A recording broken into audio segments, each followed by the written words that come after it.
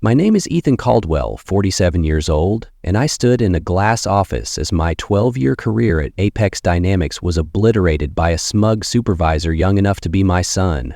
"We need younger blood," he sneered, shattering my world. I built their 3D printing empire, and now they dared to call me obsolete? Nolan Harper had been at Apex Dynamics for exactly 5 months.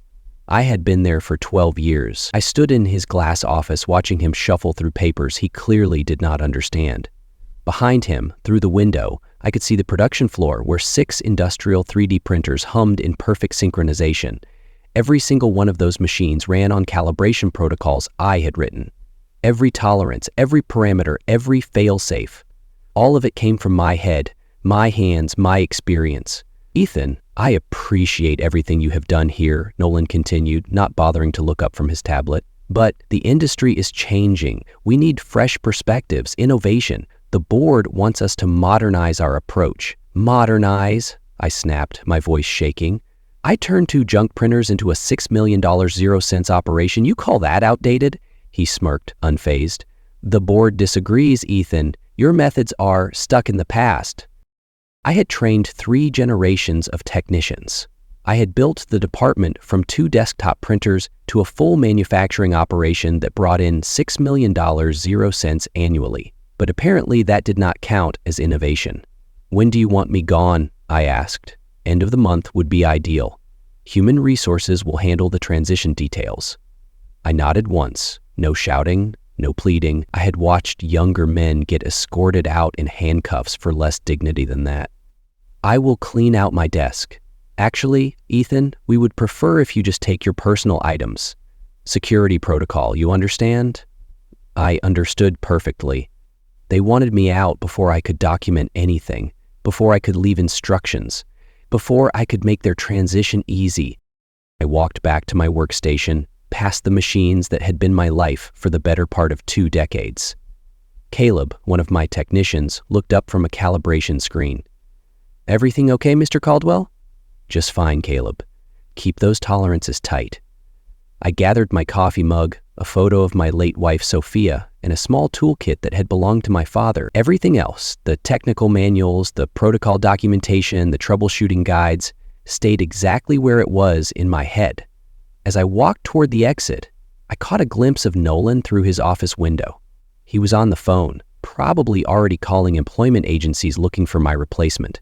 Someone younger, someone cheaper, someone who had no idea what they were walking into. I handed my access card to security without a word. The machines kept humming behind me. For now. I had started at Apex Dynamics when 3D printing was still called rapid prototyping. Back then, we had 2 machines the size of washing machines that could barely print a coffee cup without warping. The technology was crude, but I saw the potential. While other tooling specialists dismissed it as a novelty, I spent nights learning the software, studying the chemistry of different polymers, understanding how temperature and humidity affected print quality. My wife Sophia used to joke that I talked to those machines like they were people. She was not wrong. Each printer had its own personality, its own quirks. The Nimbus unit ran hot and needed constant cooling adjustments. The older vector printer had a feed mechanism that jammed if you pushed the print speed above 70%. I learned to coax perfect results from temperamental equipment. When Apex Dynamics decided to expand the 3D printing operation, they put me in charge. I wrote the protocols from scratch, every calibration sequence, every material specification, every maintenance routine. I built safeguards into the system that prevented catastrophic failures. I trained technicians to recognize the early warning signs of problems.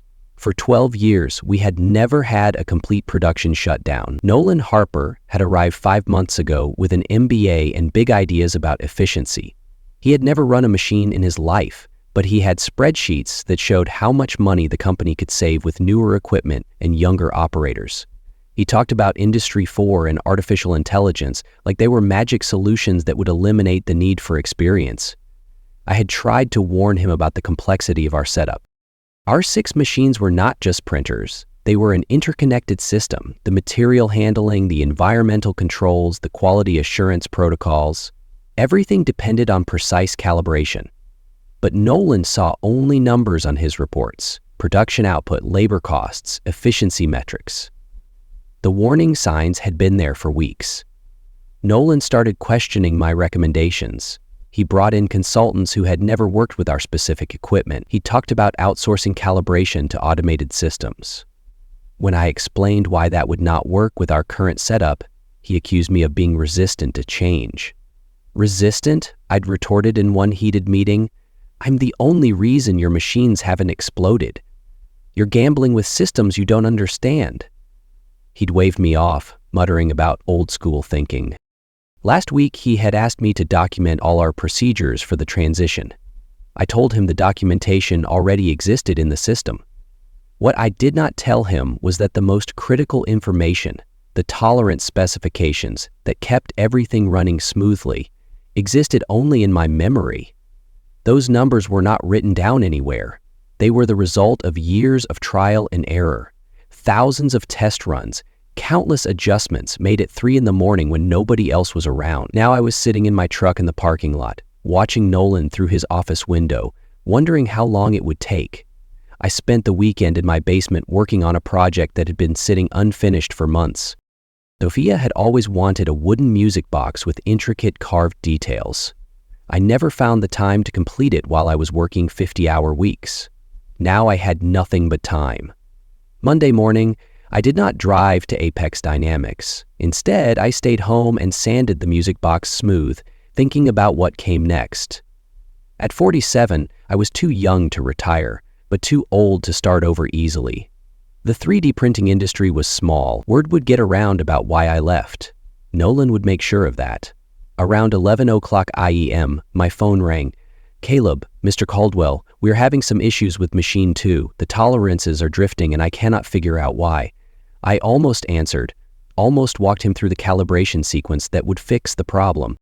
Then I remembered Nolan's words about younger ideas and fresh perspectives. "Caleb, I begged them to listen," I said, my voice tight. "Nolan thinks he's got it all figured out. Let him fix it." "I do not work there anymore, Caleb.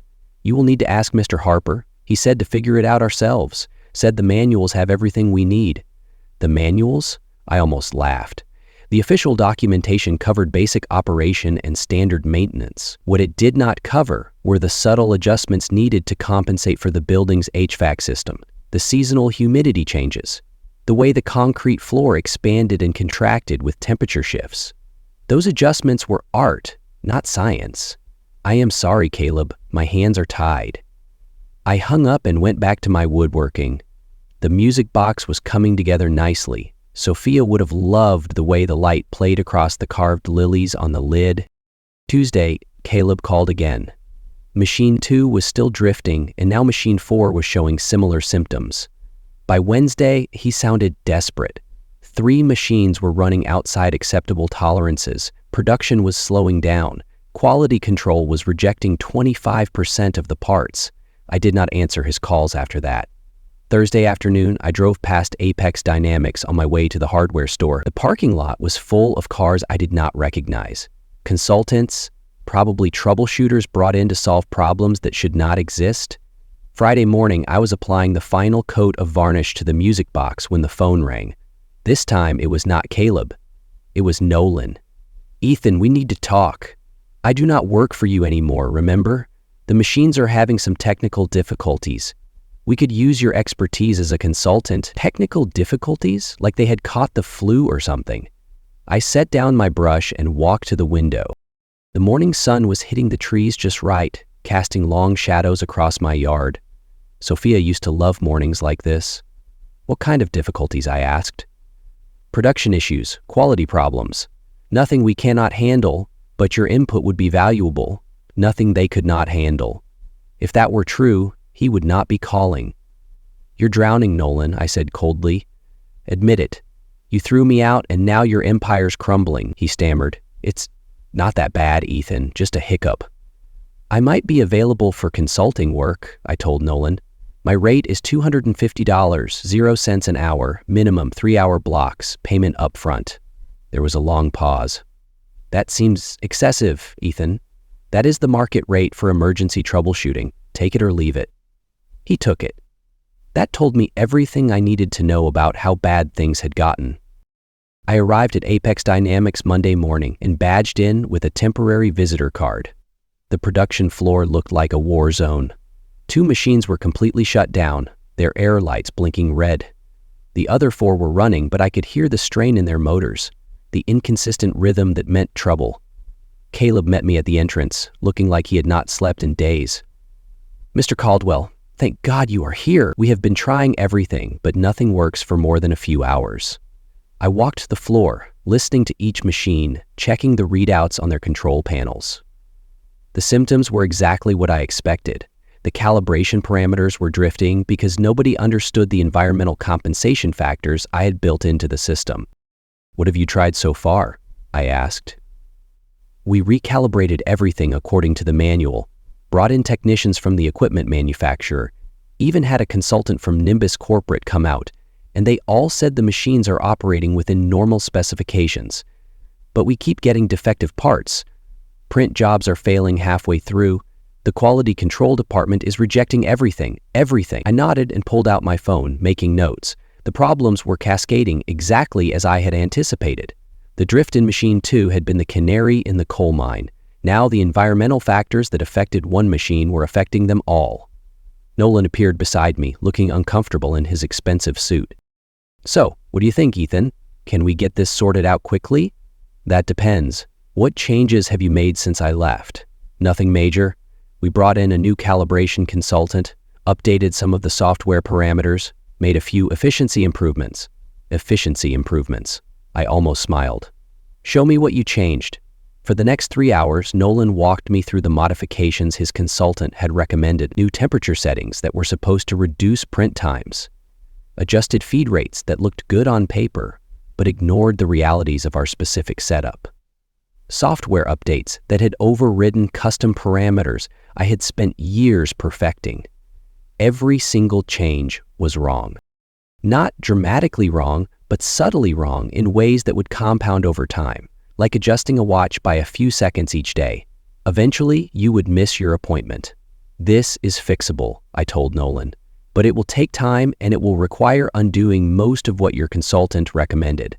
"How much time?" 3 weeks minimum, maybe more depending on how much damage has been done to the calibration baselines. Nolan's face went pale. "We have orders to fill, contracts to meet. We cannot afford 3 weeks of downtime." "Then why did you break it?" I hissed, stepping closer. "You gambled my life's work for your shiny resume, and now you're begging me to clean up your mess." "What would you need to fix this?" he asked finally.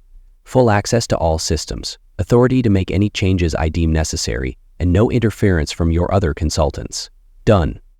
I spent the rest of the day documenting the current state of each machine, building a repair plan that would slowly bring the system back to stability.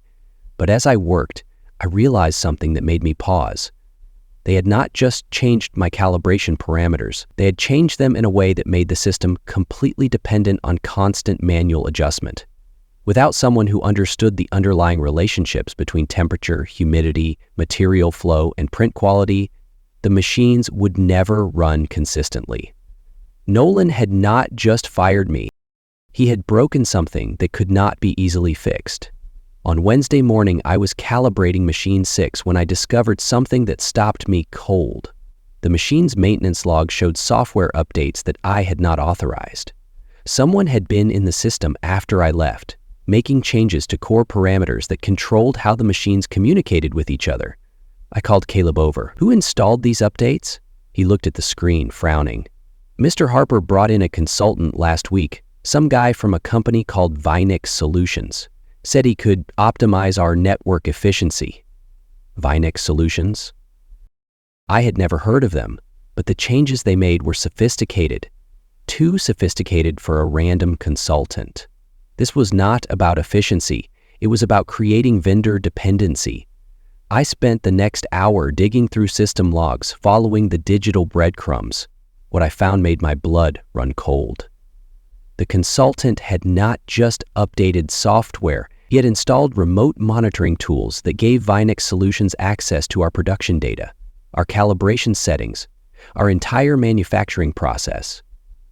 "Caleb, Where is the contract for this consulting work? Mr. Harper has all that stuff. Why? I did not answer. Instead, I went to Nolan's office and knocked on his door. I need to see the Vinex Solutions contract. Nolan looked up from his computer, annoyed. Why are there updates causing problems? Just show me the contract. He pulled up a file on his screen and turned the monitor toward me. What I saw confirmed my worst suspicions.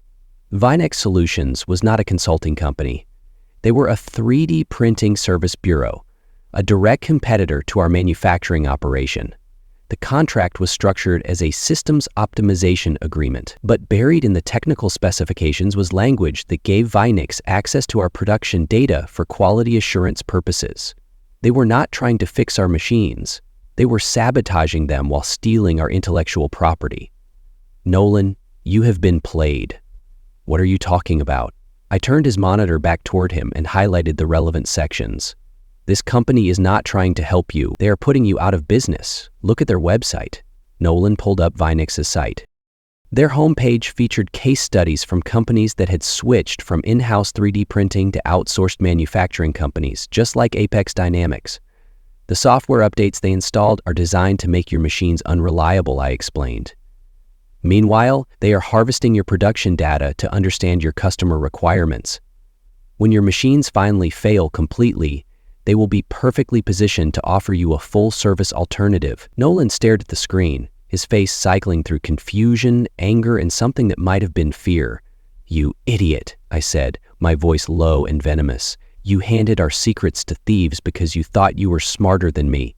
He flinched, speechless. But that would mean you got conned by professionals and you fired the one person who might have caught it early enough to stop it. I watched him realize what this meant, not just for the production department, but for his career. He had been at Apex Dynamics for 5 months, long enough to take responsibility for decisions, but not long enough to blame institutional problems. Can you fix this? He asked quietly. Maybe, but not in 3 weeks. This is going to require rebuilding the entire software infrastructure from scratch. We are talking months of work. How much would that cost? I did not answer immediately. I was thinking about Sophia's music box, sitting finished on my workbench at home, thinking about 12 years of loyalty that had bought me exactly nothing, thinking about younger ideas and fresh perspectives. That depends, I said finally, on whether you want to fix this properly or whether you want to keep pretending that experience does not matter. For the first time since I had known him, Nolan Harper looked genuinely scared. I left Nolan's office without giving him an answer. Instead, I spent the afternoon documenting everything I had found. Screenshots of the unauthorized software installations, copies of the Vinex Solutions contract, a detailed analysis of how the sabotage had been implemented. That evening, I called my old friend Lucas Bennett, who worked in corporate security at a Fortune 500 company. Lucas had started his career as a machinist before moving into cybersecurity. He understood both worlds. Ethan, good to hear from you. How is retirement treating you? I am not retired. I got fired, and I think I have stumbled onto something you might find interesting. I explained the situation. The sabotage, the data theft, the systematic destruction of our manufacturing capability.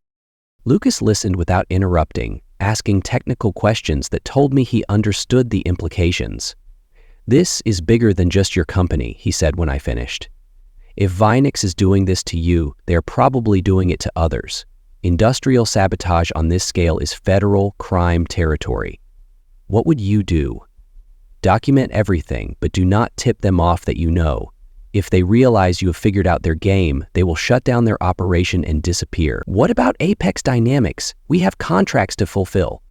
That is not your problem anymore. Remember, you got fired. He was right, but it did not feel right. Caleb and the other technicians had nothing to do with Nolan's bad decisions. They were good people who deserved better than watching their department get destroyed by corporate espionage. The next morning, I arrived at Apex Dynamics with a proposal. I found Nolan in his office, looking like he had not slept. I have thought about your situation, I told him. I can fix this, but it has to be done my way. What are you proposing? Complete shutdown of the 3D printing operation for 1 month. We tell everyone it is for scheduled maintenance. During that month, I rebuild the entire software system from scratch, using clean backups from before your consultant made his changes. A month of downtime will cost us hundreds of thousands in missed deliveries, less than Vinex is stealing from you every day. They are not just sabotaging your machines. They are copying your customer data, your part designs, your manufacturing processes. Every day you stay connected to their system is another day they build their competitive advantage. Nolan was quiet for a long moment. What would this cost? $75,000, 0 cents, plus a written apology to my technicians for the chaos of the past 2 months. $75,000? That is outrageous. No, that is what emergency industrial cybersecurity remediation costs. You can pay me or you can pay Vinex's ransom when they offer to take over your manufacturing contracts next month. I watched him calculate. $75,000 was expensive, but not compared to losing the entire 3D printing operation, and I was betting he did not want to explain to his boss how he had gotten the company hacked by a competitor. Fine, but I want to guarantee that this will work. Here is my guarantee. If I cannot get your machines running at full capacity within 1 month, you do not pay me a cent. You're lucky I'm even here, I added, my voice sharp. Rather what you did, I should let Vinex bury you. That afternoon, I started the shutdown process. One by one, the machines went dark. To anyone watching from outside, it looked like routine maintenance, but I was performing surgery, cutting out the cancer that Vinex had implanted in our system. I worked 16-hour days rebuilding calibration protocols from my memory, restoring backup files, testing every component of the network. By Friday, I had clean systems running on isolated servers. But I was not done yet. I had one more surprise for Vinex Solutions and for Nolan Harper. Monday morning, I powered up the machines with their rebuilt software. Every printer came online smoothly, their calibration parameters locked in perfectly. The production floor hummed with the synchronized rhythm I remembered from 12 years of careful tuning. But the real show was happening in the network traffic. Before wiping Vinex's software, I had modified their data collection routines. Instead of sending our production data to their servers, the system was now feeding them carefully crafted misinformation, false part specifications, fake customer requirements, completely fictional manufacturing challenges. At 11:00 a.m., I called Nolan into the production area. Everything is running perfectly, I told him. Full production capacity restored. Nolan looked around the floor, watching technicians load fresh print jobs into machines that had been dead for a month. The relief on his face was obvious. How long will this last? Forever. As long as nobody installs unauthorized software again. I handed him a flash drive. This contains documentation of everything Vinex Solutions did to your system. Dates, times, evidence of data theft. Also included is a report I sent to the FBI Cybercrime Division this morning. Nolan's face went pale. The FBI industrial sabotage is a federal crime, especially when it involves theft of trade secrets across state lines. I thought they might be interested in Vinex business model. But that means Vinex Solutions is about to have a very bad day. And when the FBI raids their offices, they are going to find servers full of stolen data from companies just like ours. Companies whose executives made the same mistake you did. I watched him process the implications, not just the legal consequences for Vinex, but the embarrassment of explaining to his boss how he had nearly destroyed the 3D printing department by trusting criminals. What happens now? He asked quietly. Now your machines run perfectly, your production data stays secure, and you learn not to fire people who actually understand your business? I started walking toward the exit. Oh, and Nolan, when you write my check, make it out to Ethan Caldwell Consulting. I have decided to start my own business. 4 weeks later, I was in my basement workshop, finishing a custom tooling project for a client in Seattle. The news broke. Vinex Solutions had been raided by federal agents, their executives charged with industrial espionage and theft of trade secrets across 50 companies. Caleb called, stunned. Mr. Caldwell, you saw the news? Vinex stole millions. I nodded, unsurprised. Espionage pays, Caleb. Until it doesn't. He paused. Mr. Harper's been fired. He left a note, said he's sorry. I smirked. Tell him apologies are free. Consulting's $250, 0 cents an hour. A week later, I got a call from a small aerospace company in Boise. They had heard about what happened at Apex Dynamics through industry contacts. They needed someone to set up a new 3D printing operation for specialized components. "We want to do this right from the beginning," the owner told me. "No shortcuts, no quick fixes, just solid engineering and reliable systems." That sounds like something I can help with. I drove out to Boise the following Monday, Sophia's music box packed carefully in my truck. I planned to give it to my daughter when I visited her in Portland. Sophia would have liked that, seeing her music box bring joy to someone else. The aerospace company's facility was pristine, a place that valued precision. But as I walked the floor, I felt a familiar weight. I'd saved Apex, started anew, yet the sting of betrayal lingered. Success didn't erase the years poured into machines that others broke. I set up the printers, my hands steady, but my heart carried Sophia's absence and the scars of Apex's disregard. This was my fresh start, but it came at a cost no one else would ever measure.